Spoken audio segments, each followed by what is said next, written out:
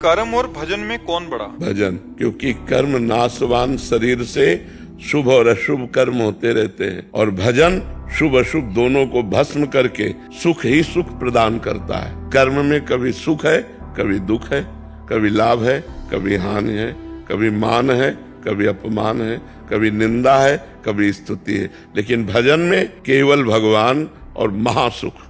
कर्म की ताकत नहीं कि अविनाशी पद प्रदान कर सके, भजन की ताकत है कि वो अविनाशी पद प्रदान करेगा। कर्म तुम्हारा अच्छा से अच्छा बनेगा तो स्वर्ग लोक जाओगे, वहां पुण्य भोग कर फिर मृत्यु लोक आओगे। लेकिन अच्छा भजन बन गया तो भगवान को प्राप्त हो जाओगे। कर्म से बड़ा भजन है। भजन करते हुए कर्म करो तो भगवान की प्राप्ति हो जाएगी। कर्म त्यागी नहीं होता, कर्म फल त्यागी होता है। भजन करते हुए जो कर्म किया जाता है वो भगवान की प्राप्ति कराता है, और जो केवल कर्म किया जाता है वो अवश्य में वो भोक्तव्यम कृतम कर्म शुभाशुभम, शुभ और अशुभ कर्म जो बनेगा उसे भोगना पड़ेगा। और भजन इन भोगों का विनाश करके भगवत प्राप्ति करा देता है। जो नाम जापक को सुख मिलता है, जो नाम की महिमा है, वो स्वयं भगवान नहीं वर्णन कर सकते। भजन की समानता कर्म कैसे कर सकता है?